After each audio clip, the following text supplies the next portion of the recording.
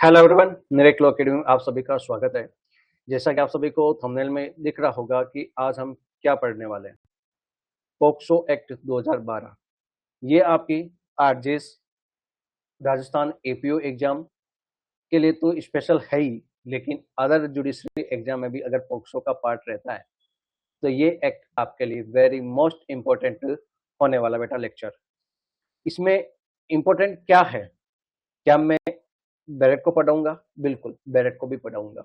क्या मैं इनके वन लाइनर बताऊंगा? बिल्कुल वन लाइनर बताऊंगा। इनको मैं डायग्रामेटिक प्रेजेंटेशन भी आपको बताऊंगा कि किस प्रकार से आपको एक सिंगल क्लिक में लॉन्ग टाइम मेमोरी में आपके कैसे याद रहे, वो सारा कुछ मैं आपको यहाँ पर इस सेशन में बताने वाला हूँ। ठीक है, तो बेटा देर मत कीजिए, अपना जो माइंड है उसको पॉक्सो अधिनियम पढ़ने के लिए एक आपका जो माइंड है उसको एक ब्रॉड माइंड के रूप में आप अपना बना लीजिए। ठीक है, क्योंकि मैं इस एक्ट को पढ़ाने के लिए आपको कुछ ऐसी खुलकर बातें भी बताऊंगा ताकि आप उसको अच्छे से समझ पाए। ठीक है, ये कानून क्या है, क्यों आया, किस लिए बना, सारा कुछ अभी मैं आपको इस सेशन में बताऊंगा बेटा। वेरी गुड मॉर्निंग बेटा। चलिए, हाँ जी बेटा, चलिए पीडीएफ भी आपको मिल जाएगी। आप अभी, हाँ, अच्छा, चलिए, ओके ओके, चलिए अब हम चल रहे हैं हमारे बैरक पर। सबसे पहले देखिए कि लैंगिक अपराधों से बालकों का संरक्षण अधिनियम।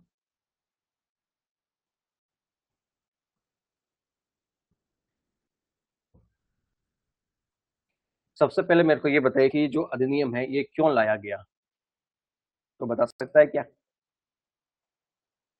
ये अधिनियम क्यों लाया गया, कौन बताएगा? हम्म, कोई बता सकता है ये अधिनियम क्यों लाया गया?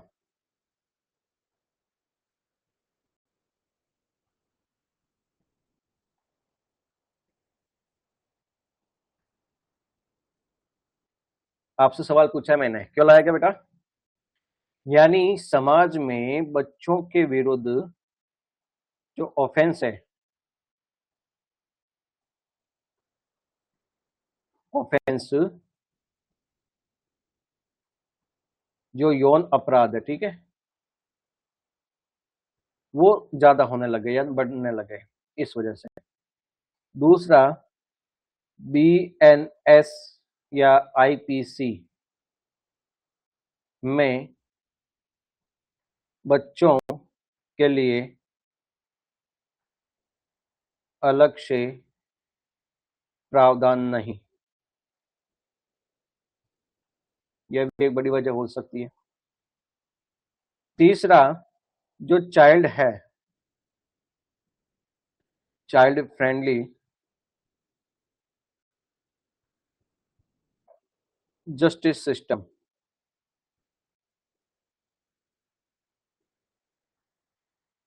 की आवश्यकता थी, तो यह भी एक बहुत बड़ी वजह इसकी हो सकती है। और बाकी आपको वो निर्भया केस वाला मामला अगर पता हो तो वो भी इसमें कंसिडर है। ठीक है, तो कहने का तात्पर्य यहाँ पे ये हो जाएगा मेरा, बच्चे के अगेंस्ट यौन अपराध बढ़ना, बीएनएस और आईपीसी में बच्चों के लिए अलग से कोई प्रावधान नहीं, चाइल्ड फ्रेंडली जस्टिस सिस्टम की आवश्यकता की वजह से इस एक्ट को लाया गया। अब मेन इसका ऑब्जेक्टिव क्या है? यानी बच्चों को सुरक्षा प्रदान करना। ठीक है, यानी बच्चों को सुरक्षा प्रदान करना, चाहे वो सेक्सुअल हरेसमेंट से रिलेटेड हो, चाहे वो सेक्सुअल असॉल्ट से रिलेटेड हो, चाहे वह पेनिट्रेटिव सेक्सुअल असॉल्ट से रिलेटेड हो या पोर्नोग्राफी से हो, इनको क्या करना? सुरक्षा प्रदान करना होता है। ठीक है, यानी इसमें जो बच्चा होगा वो 18 वर्ष से कम उम्र का बच्चा माना जाएगा।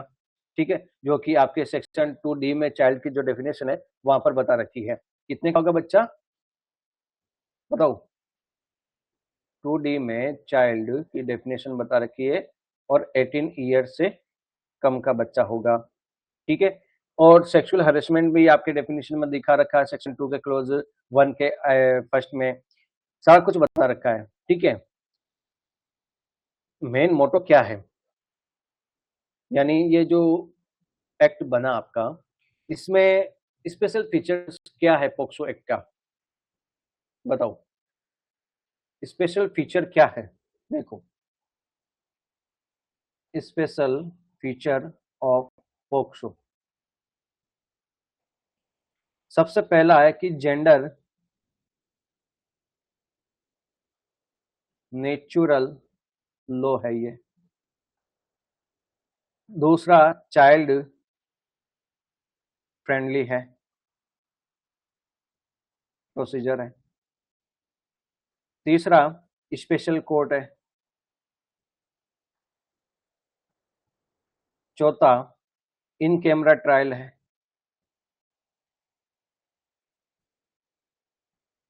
पांचवा, जो आइडेंटिफाई है, आइडेंटिटी, वो क्या है, कॉन्फिडेंशियली है।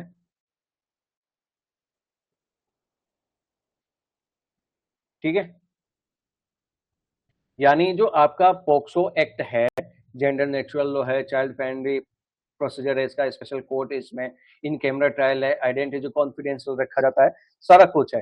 यानी पोक्सो एक्ट आपका जुडिशरी और एपीओ एग्जाम का अत्यंत महत्वपूर्ण अधिनियम है। और इसके अंतर्गत जो सेक्शन 3 हो गया, 7 हो गया, 11 हो गया या 13 हो गया, ये बहुत ही मोस्ट इंपॉर्टेंट सेक्शन है जो आपकी आपके एग्जाम के पॉइंट ऑफ व्यू से क्वेश्चन बन सकता है। ठीक है, यानी पोक्सो अधिनियम का जो प्रस्तावना है वो क्या है।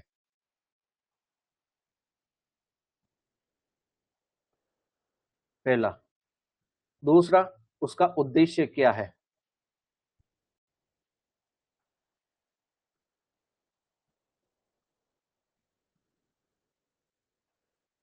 बताओ भाई, प्रस्तावना तो आपके जो लैंगिक अपराधों, जो बालकों के संरक्षण अधिनियम प्रस्तावना का अर्थ ये हो गया कि जो लैंगिक हमला हो गया या लैंगिक उत्पीड़न हो गया, अश्लील साहित्य वगैरह हो गए, या ऐसे अपराध का विचारण के रूप में तथा उनसे संबंधित आनुषंगिक विषयों के रूप में ये प्रस्तावना के रूप में काम आ सकता है।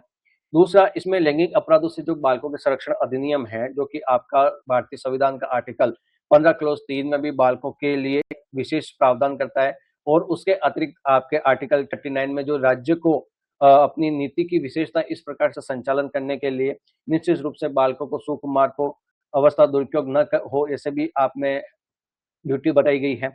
ठीक है, और उनको स्वतंत्र और गरिमामय वातावरण में स्वस्थ और विकास का अवसर सुविधा दी जाए, ऐसा भी उसमें आर्टिकल 15 और 39 में बता रखा है। ठीक है, फिर इसमें कुछ संशोधन भी हुआ था, तो संशोधन का महत्व,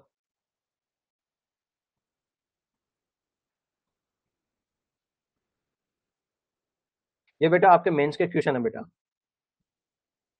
फिर संशोधन क्या क्या चीजें रही थी, कुछ मर्यादा को सुनिश्चित करने के लिए या उसमें यौन अपराधों को प्रवृत्ति को रोकने के लिए, ठीक है, कठोर दंड का प्रावधान किया गया था, तो ये आपके संशोधन में स्पष्ट स्थापित किए गए थे। फिर पॉक्सो से क्या अभिप्राय है,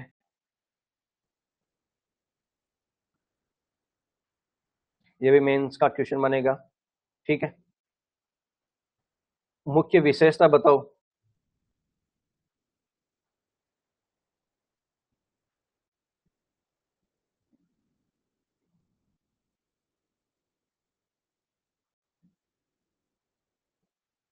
ठीक है, ये सारे मेंस के क्वेश्चन है बेटा, जो कि हम इन आने वाली क्लासों में हम डिस्कस करेंगे। ठीक है, पॉक्सो एक्ट में,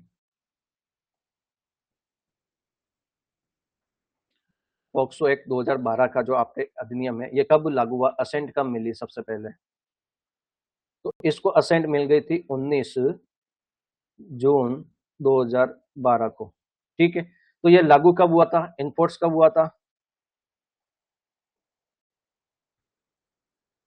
इन्फोर्स में हुआ था आपके ये 14 नवंबर 2012 को। इसका टोटल सेक्शन कितना है, इसमें टोटल सेक्शन कितने बेटा, 46। एक्ट नंबर क्या है? 32। ठीक है। टोटल चैप्टर कितने इसमें? 9 चैप्टर है। ठीक है। अब इसमें संशोधन कब कब हुए? ठीक है। यानी जो लेटेस्ट आपके अमेंडमेंट हुआ वो हुआ था आपके 2019 में। उससे पहले आपके हुआ था 2018 में, और उससे पहले हुआ था 2013 में। ठीक है।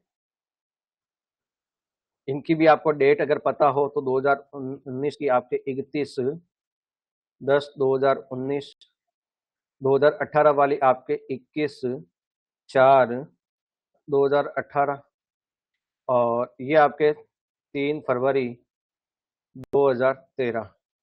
ठीक है। तो ये डेट भी आप क्या करना, याद रखना है।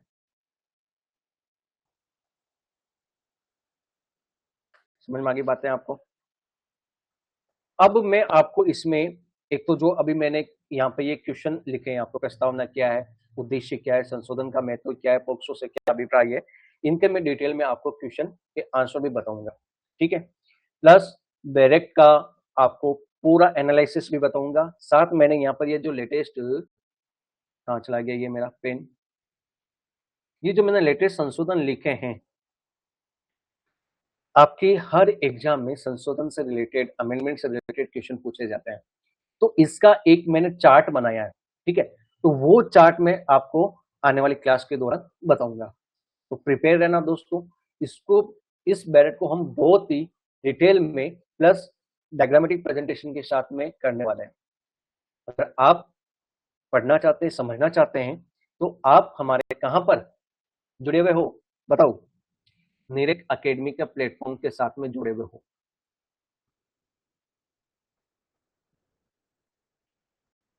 अब वो बच्चे जो इस प्लेटफॉर्म के साथ में नहीं जुड़े हुए हैं, तो उनको क्या करना है, इस एप्लीकेशन को डाउनलोड करें और जुड़कर हमारे साथ में अपनी पढ़ाई है वो कंटिन्यू कर सकते हैं। ठीक है।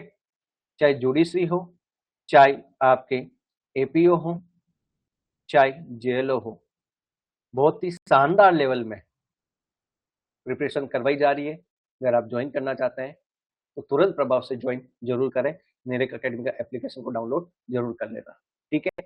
मिलेंगे एक शानदार क्लास के साथ में, शानदार पीडीएफ के साथ में, शानदार मोटिवेशन के साथ में।